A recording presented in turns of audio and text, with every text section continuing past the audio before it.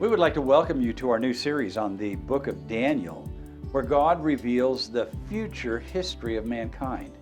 Now, Daniel tells us we are in the last moments of human history and concludes with God's redemption of mankind. We invite you to stay with us. We know you will be blessed. Sometimes it's hard for me to remember you are near. Pace of life just gets so out of hand. I try my best, but it's just never good enough. I'm reminded of how much I need to know. You are for me, you're not against me. You are with me, I'm not alone. Through all the darkest times and brightest days, I know some things will always stay the same.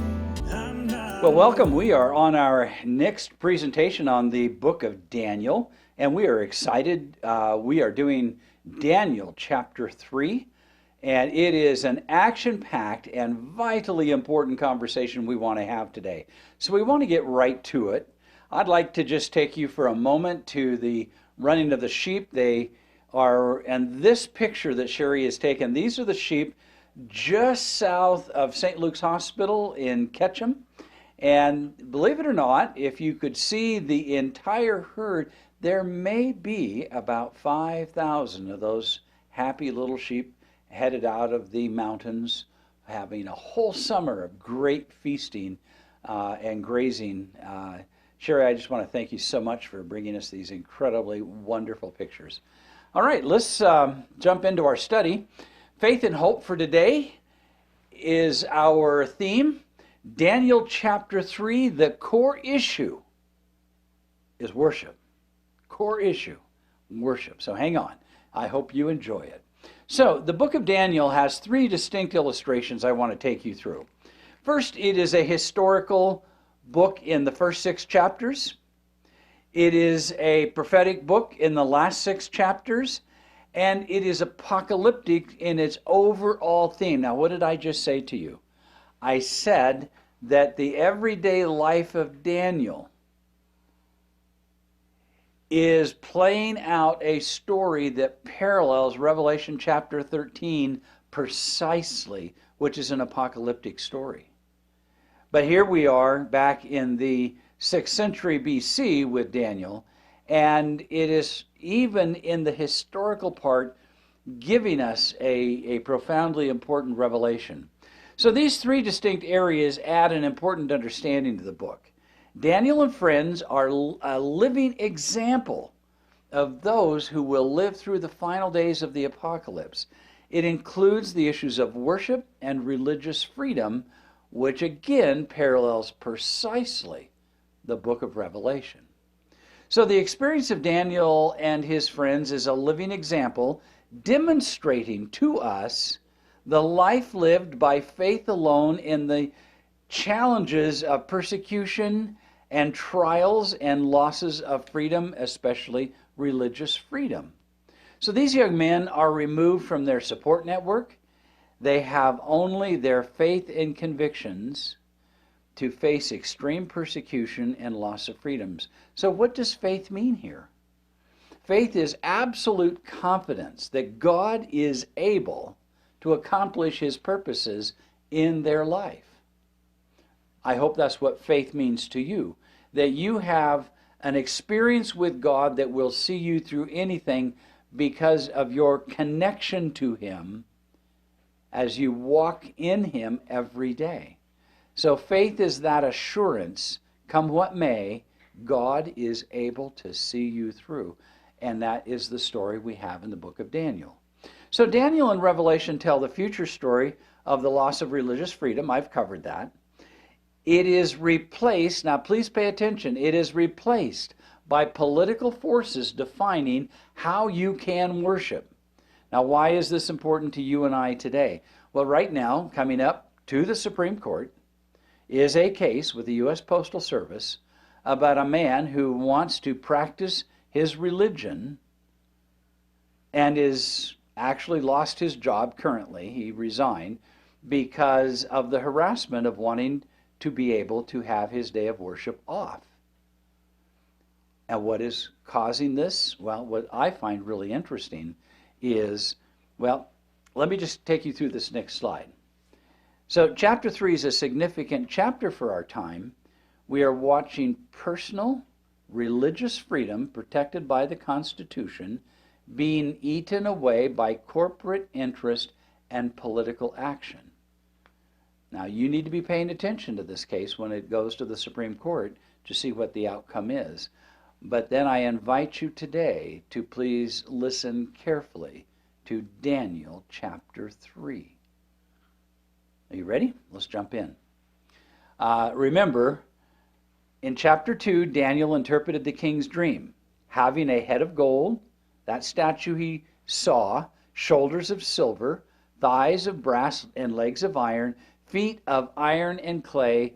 They reveal the instability of our time until God brings it all to an end and establishes his own kingdom of grace. So that is just an artist's conception of the actual dream. Now, why do I take you to that moment? Because what's about to happen is quite startling. Nebuchadnezzar, in verse 1 of chapter 3, the king made an image of gold, the height of which was 60 cubits. A cubit is approximately 18 inches. Fingertip to elbow is about a cubit. And its width was 6 cubits. That's like 9 feet wide. He set it up on the plain of Dura in the province of Babylon. So keep in mind, that's about 90 feet tall and about 6 feet wide. That's a pretty big statue. And it's all covered in gold? Yes, it is. Then Nebuchadnezzar, the king, sent word to assemble the satraps, the prefects, the governors, and counselors, the treasurers, the judges, the magistrates, and all the rulers of the provinces to come to the dedication of the image that Nebuchadnezzar, the king, had set up. So I want you to understand that this is his administration, and he no doubt wants anyone and everyone who is anyone to come and participate, listen carefully, in this worship ceremony. That's right. It is a worship ceremony orchestrated by the government of Babylon.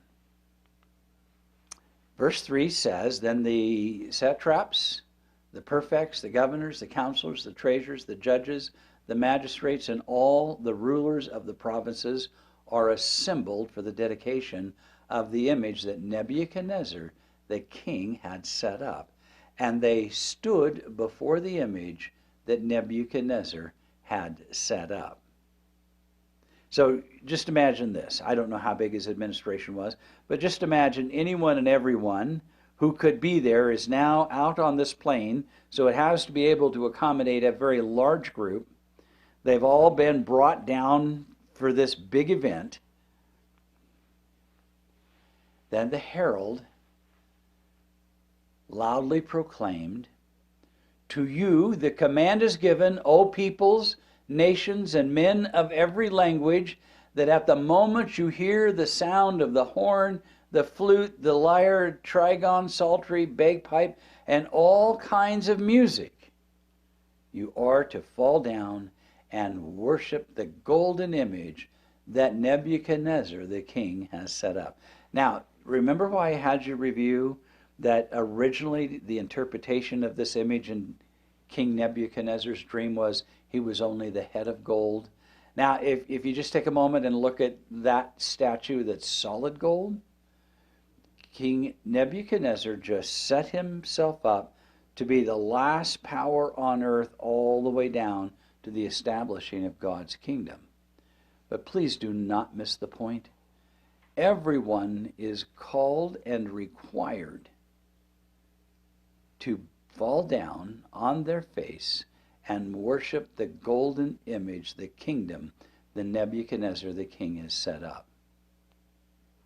Now, we can go through history and we can recognize that if you look especially at the Roman Empire and the Greek empires, that it isn't uncommon for the ego of leaders to begin to think they're ultimately either God or the closest thing to God you are going to see, and they demand loyalty and worship. That is not uncommon in history, even up to the present day. That's important to note. Verse 6 reads, "But whoever does not fall down and worship shall immediately be cast into the midst of a furnace of blazing fire. Therefore, at that time, when all the people heard the sound of the horn, the flute, the lyre, trigon, psaltery, bagpipe, and all kinds of music, all the peoples, nations, and men of every language fell down and worshiped the golden image that Nebuchadnezzar the king had set up." I want you to just get a word picture of this.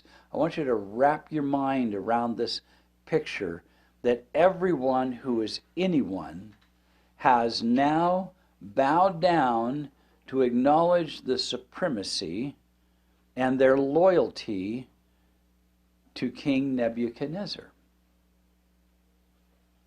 But that's not the whole story, is it? Verse 8, "For this reason, at that time, certain Chaldeans came forward and brought charges against the Jews. They responded and said to Nebuchadnezzar, the king, 'O king, live forever. You, O king, have made a decree that every man who hears the sound of the horn, the flute, the lyre, trigon, psaltery, and bagpipe, and all kinds of music, is to fall down and worship the golden image.'" That's exactly what the king ordered, isn't it? "But whoever doesn't fall down and worship shall be cast into the midst of a furnace of blazing fire. There are," the report says, "certain Jews whom you have appointed over the administration of the province of Babylon, namely Shadrach, Meshach, and Abednego."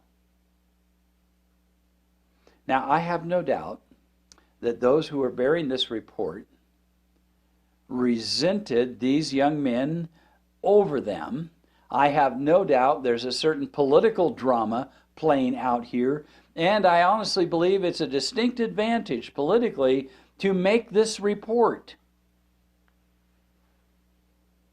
To kind of give you a bigger sense of this, go back and look at World War II, where people would gain favor with the German government by reporting those certain individuals that were going to be incarcerated and put in prison camps. You have that same kind of story in World War II. Here, you have it in 6th century BC. Isn't that fascinating? The more things change, the more they stay the same. Fascinating to me. "These men," in verse 12 it reads, "O king, have disregarded you. They do not serve your gods or worship the golden image you have set up." Now you got to love the reaction of King Nebuchadnezzar here. It says, "Then Nebuchadnezzar, in rage and anger, gave orders to bring Shadrach, Meshach, and Abednego. Then these men were brought before the king. Nebuchadnezzar responded and said to them, is it true?" Now, just pause for just a moment. Let's wind the clock back just a little bit.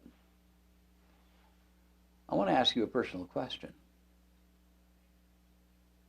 Where do you find yourself in this story? Do you find yourself in this story willing just to go along with the political agenda, no matter where it's going, irregardless of how it affects your faith?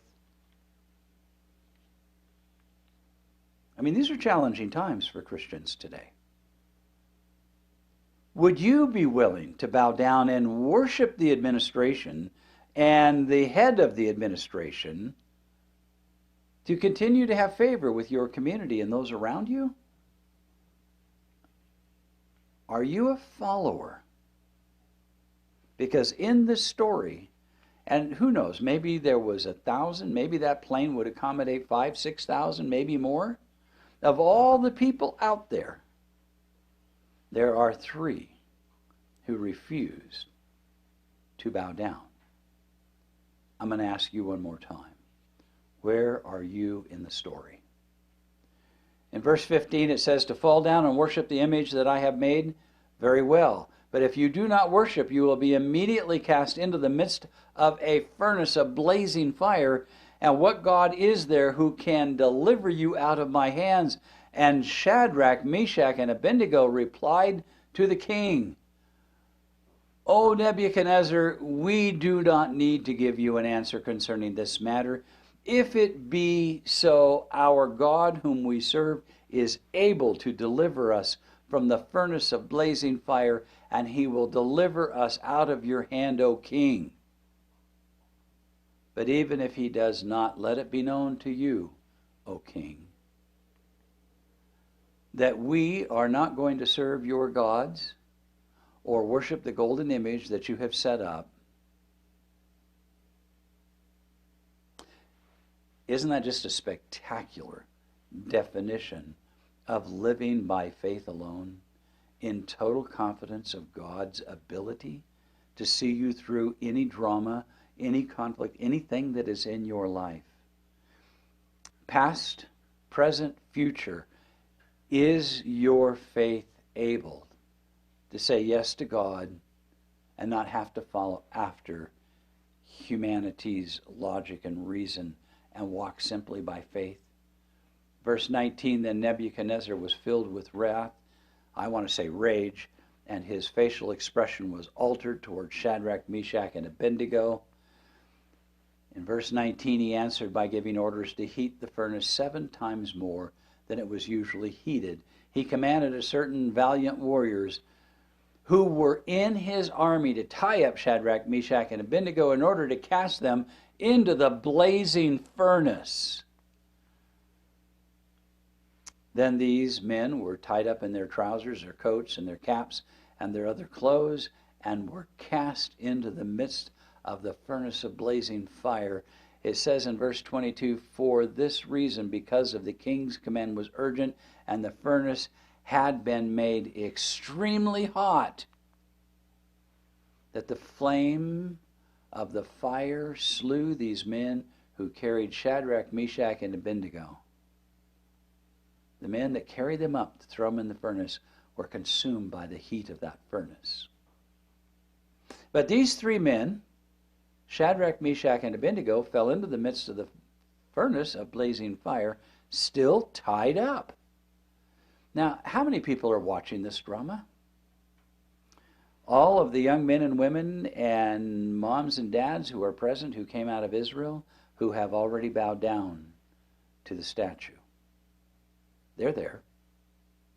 All of their friends who went to the university with them, who are bowed down, are there. You never get such a beautiful contrast of living by faith and not living by faith than in this story right here, right now, at this moment. And they are watching and waiting for these young men to just turn to ash. Then Nebuchadnezzar, the king, was astounded and stood up in haste, and he said to his high officials, was it not 3 men we cast bound into the midst of the fire?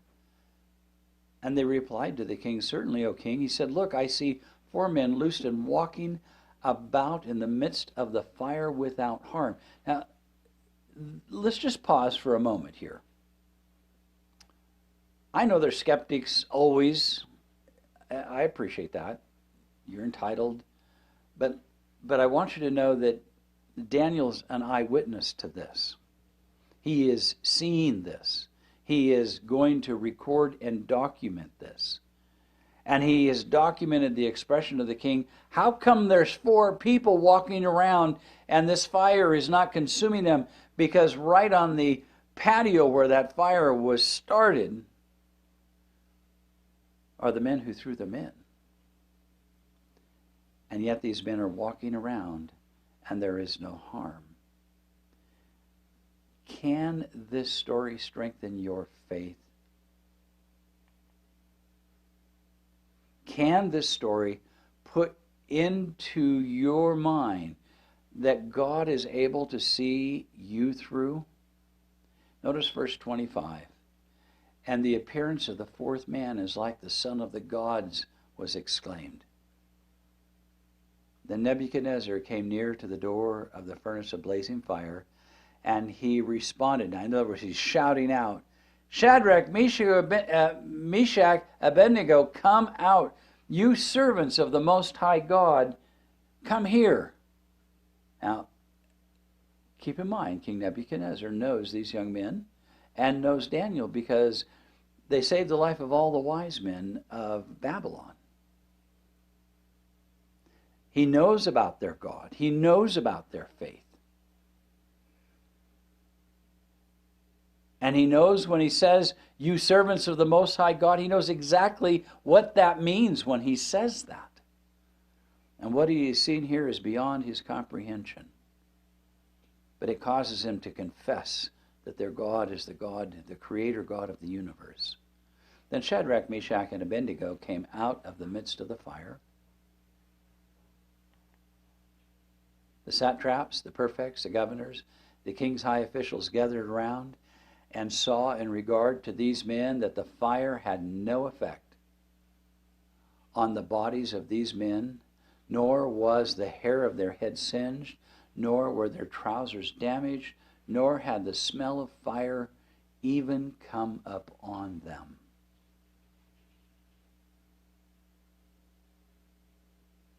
In other words, there is a public examination, a public investigation of this event by the entire administration, if you would.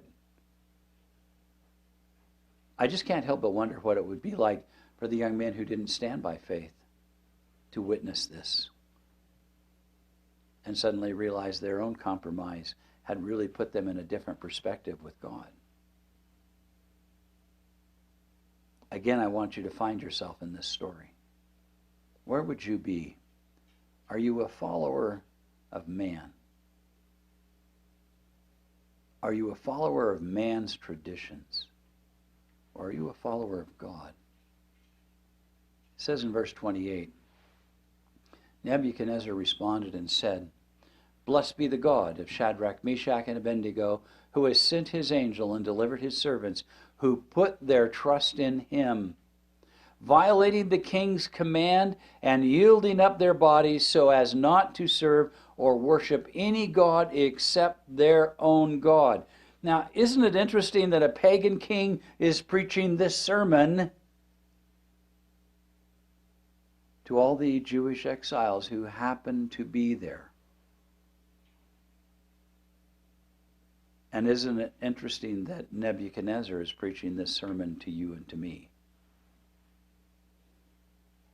Who do you worship? Daniel and Revelation, it is the main underlying overview. It is the big picture. It is the little picture. It is all about one thing. Do you worship the God of Scripture, or do you follow after the traditions of men? Verse 29.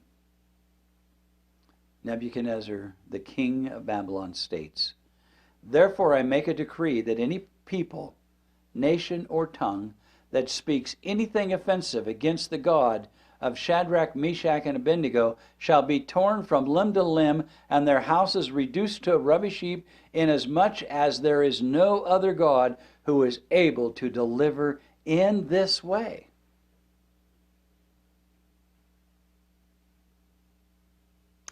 You don't find their God's name being used in vain.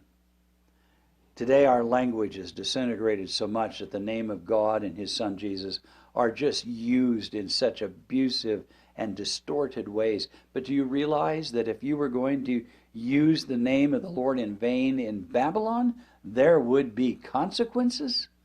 Torn from limb to limb and houses reduced to a rubbish heap?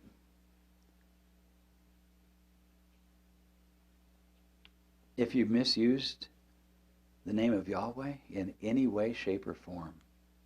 How is it in this pagan nation with a pagan king that using the name of the Lord in inappropriate ways was in this situation now criminal? Fascinating to me when you go back and look at this story. Absolutely, utterly amazing. How could it be that the name of God had greater respect in a pagan nation than it does in America, which is often some brag about being a Christian nation? But you couldn't tell it from the language. Daniel chapter 3, verse 30. Then God caused then the king caused Shadrach, Meshach, and Abednego to prosper in the province of Babylon. That is the end of chapter 3. I'm going to pause for just a moment. Now look at the dream that Nebuchadnezzar had.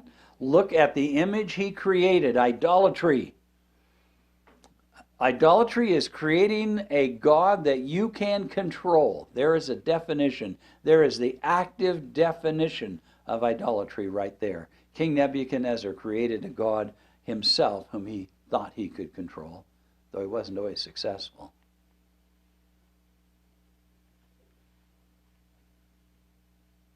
Do you practice idolatry? Do you create God in your own image and then change it as culture and times change, so your definition, a working definition of God, just keeps unfolding to accommodate the convenience of your life? Who do you worship? Traditions of men? The leading social agenda? Religious-backed political agendas? Or do you worship God as revealed in His Word by faith alone? Who do you worship is the great question in Daniel and in the book of Revelation. Think about that seriously. But make sure you go back to the Word of God, that you're worshiping the Creator God, not a God created after the traditions of men. I want to take us to our closing picture. The swans and the ducks together there in the river. One of those gorgeous pictures that Sherry just happened to catch one day, telling us this beautiful story of wildlife. Here they are just swimming together. Lake Stanley, I believe, is where this is at. Lovely place. Thank you, Sherry. Blessings. I really want you to go back and study Daniel carefully. Blessings. Thank you for watching today. Our email address is screamingrockministries@gmail.com, or drop us a note to Screaming Rock Ministries, P.O. Box 5622, Twin Falls, Idaho 83303.